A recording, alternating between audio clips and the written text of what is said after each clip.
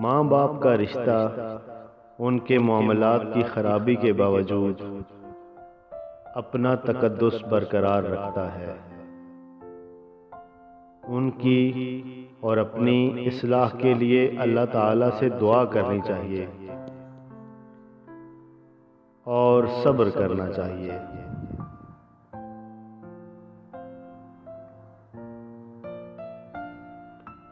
بہن بھائی جب تک ایک گھر میں رہتے ہیں، والد کی کمائی کھاتے ہیں، جڑے رہتے ہیں۔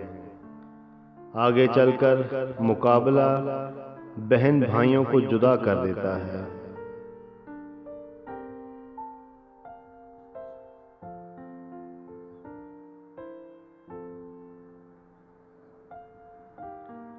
میاں اور بیوی میں ذمہ داریوں کا فرق ایک کو دوسرے کا دستے نگر بناتا ہے۔ ایک کے حصے میں چادر اور چار دیواری آتی ہے اور دوسرے کے لیے وہی چکی کی مشقت۔ ذمہ داریوں کی اس تفریق کو احسن طریقے سے نبھانے کا نام نکاح ہے۔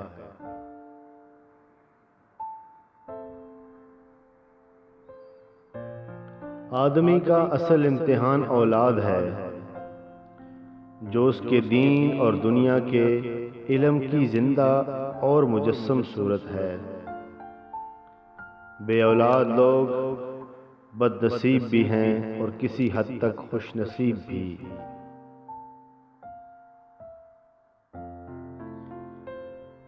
مضبوط رشتوں میں شکوے کی گنجائش رہتی ہے۔